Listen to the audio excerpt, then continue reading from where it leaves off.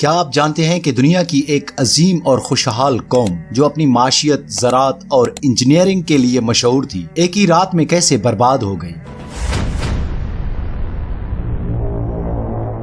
قوم سبا کی یہ کہانی ہمیں یہ سبق سکھاتی ہے کہ سرکشی اور ناشکری کا انجام ہمیشہ تباہی ہوتا ہے۔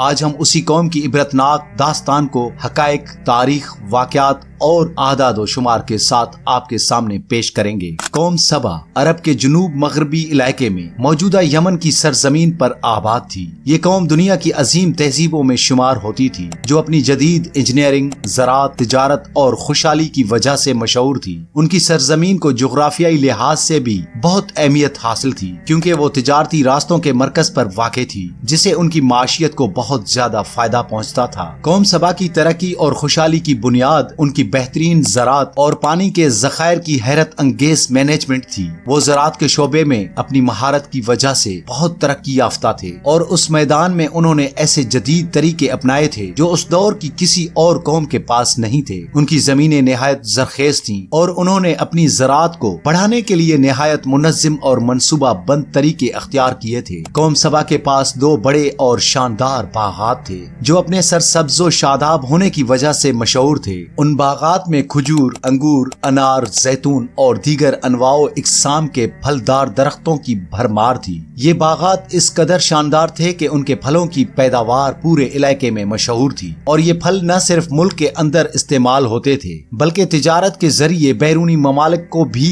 برآمد کیے جاتے تھے۔ ان باغات کی ترتیب اور ساخت میں جدید زراعتی اصولوں کا استعمال کیا گیا تھا۔ انہوں نے آپاشی کے ایسے نظام واضح کیے تھے جو اس وقت کی دنیا میں سب سے جدید سمجھے جاتے تھے۔ باغات میں پانی کی تقسیم کو اس طرح سے منظم کیا گیا تھا کہ ہر درخت کو ضرورت کے مطابق پانی مل سکے، جسے پیداوار میں بے پناہ اضافہ ہوتا تھا۔ قوم سبا کی زراعت کی کامیابی کا سب سے بڑا راز ان کا عظیم الشان معارب ڈیم تھا، جو اس وقت کی جدید ترین انجینئرنگ کا شاہکار تھا۔ معارب ڈیم کا نظام نہایت پیچیدہ اور مضبوط تھا، جو پانی کو ذخیرہ کرنے اور اس کی منظم تقسیم کے لیے استعمال ہوتا تھا۔ اس ڈیم کے ذریعے پانی کو نہ صرف زراعت کے لیے بلکہ شہری زندگی کی ضروریات کے لیے بھی استعمال کیا جاتا تھا۔ معارب ڈیم کی تعمیر کا زمانہ تقریباً 750 قبل مسیح کا ہے۔ یہ ڈیم اس وقت کی جدید ترین انجینئرنگ کا شاہکار تھا۔ معارب ڈیم 620 میٹر طویل اور 15 میٹر بلند تھا، جس کی مدد سے پانی کو زراعت کے لیے استعمال کیا جاتا تھا۔ اس ڈیم نے تقریباً 1000 مربع کلومیٹر زمین کو سیراب کیا اور یمن کی زراعت کو بے پناہ ترقی دی۔ ڈیم کے پانی کو مختلف نہروں اور چینلز کے ذریعے باغات اور کھیتوں تک پہنچایا جاتا تھا۔ یہ نظام اتنا مؤثر تھا کہ وہ پورے علاقے کے زراعت کو سیراب کرتا تھا اور زمین کو زرخیز بناتا تھا۔ ڈیم کی مدد سے ہزاروں ایکڑ زمین کو زراعت کے قابل بنایا گیا تھا، جس کی وجہ سے قوم سبا کی پیداوار میں بے پناہ اضافہ ہوا اور وہ خوشحال ہو گئے۔ قوم سبا نے پانی کے ذخائر کو اس قدر منظم انداز میں استعمال کیا کہ ان کی زراعتی پیداوار دنیا کی سب سے زیادہ مانگی جانے والی پیداوار بن گئی تھی۔ ان کے باغات میں اگنے والے پھل اور سبزیاں نہ صرف خوشبو اور ذائقے میں لاجواب تھی بلکہ ان کا معیار بھی بہت بلند تھا، جس کی وجہ سے وہ بین الاقوامی تجارت میں شامل ہو گئے تھے۔ قوم سبا کی پیداوار اور ان کے تجارتی نیٹ ورک نے انہیں خطے کی ایک بڑی اقتصادی قوت بنا دیا تھا۔ انہوں نے مختلف ممالک کے ساتھ تجارتی معاہدے کیے اور اپنی پیداوار کو مشرق وسطی،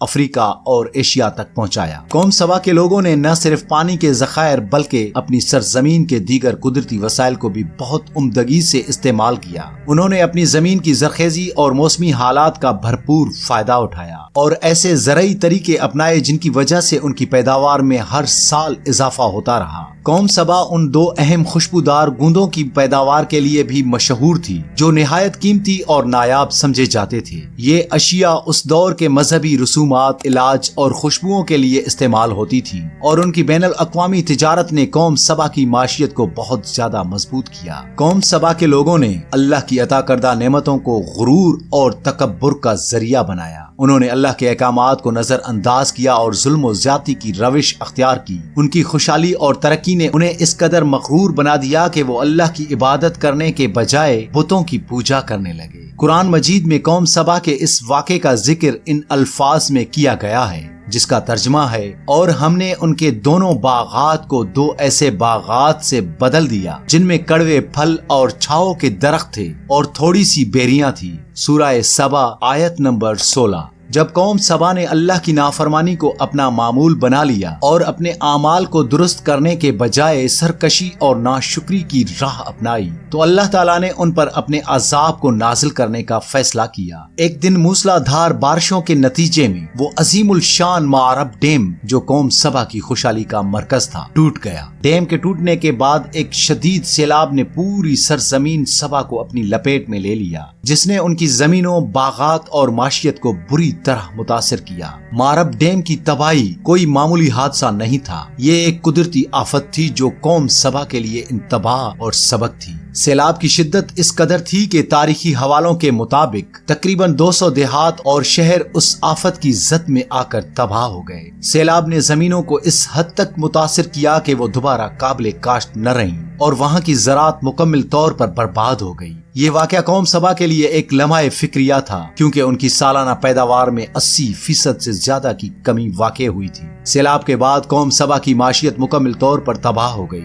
جہاں پہلے ان کی زمینیں سرسبز و شاداب تھی وہاں اب ویرانی چھا گئی تھی۔ ان کی زراعتی نظام جو ان کی معیشت کی بنیاد تھا معرب ڈیم کے ٹوٹنے کے بعد برباد ہو گیا اور ان کی زمینیں کھیتی باڑی کے لائق نہ رہیں۔ جو قوم کبھی اقتصادی طور پر خود کفیل تھی وہ اب دوسروں کے رحم و کرم پر آ گئی۔ سیلاب کے بعد قوم سبا کے لوگوں کو اپنے علاقے چھوڑنے پڑے اور انہیں ہجرت کر کے دوسرے مقامات کی طرف جانا پڑا۔ سیلاب کے نتیجے میں قوم سبا کے لوگوں نے اپنے گھر بار چھوڑ کر دوسری سرزمینوں کی طرف ہجرت کرنا شروع کر دی۔ ان کی ہجرت کا سفر آسان نہ تھا اور انہیں مختلف مشکلات کا سامنا کرنا پڑا۔ وہ لوگ جو کبھی خوشحال اور پرمسرت زندگی گزارتے تھے اب مہاجرین کی حیثیت سے اپنے نئے علاقوں میں مشکلات اور پریشانیوں سے گزر رہے تھے۔ قوم سبا کے لوگ یمن کے مختلف علاقوں کے علاوہ موجودہ سعودی عرب، شام اور عراق کی طرف بھی نقل مکانی کر گئے تھے۔ ان کی تاریخ میں یہ واقعہ ایک اہم موڑ ثابت ہوا جس کے بعد وہ اپنی خوشحالی اور شاندار تمدن کو دوبارہ کبھی حاصل نہ کر سکے۔ قوم سبا کی تاریخ کا ایک اور دلچسپ پہلو ان کی مشہور ملکہ بلقیس ہے،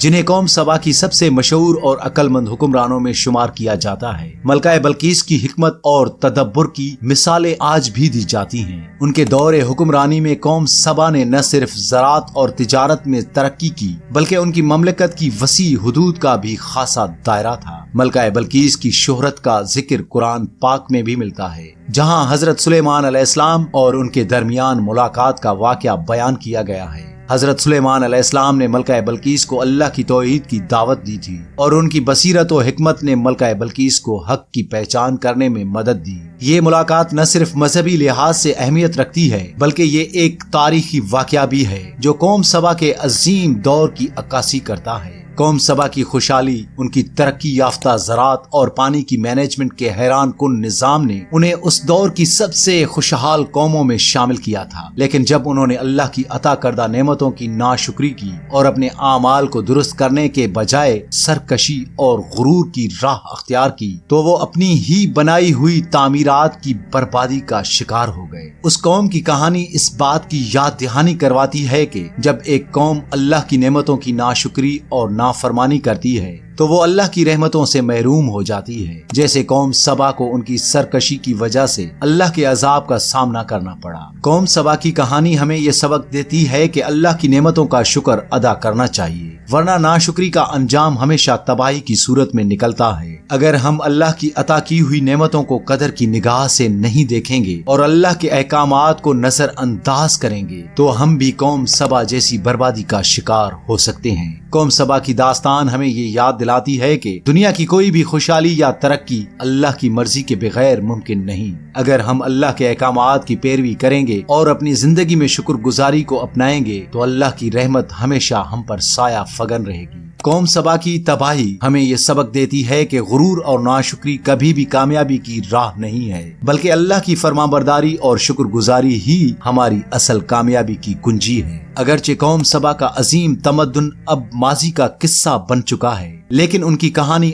آج بھی ایک سبق آموز پیغام کے طور پر زندہ ہے۔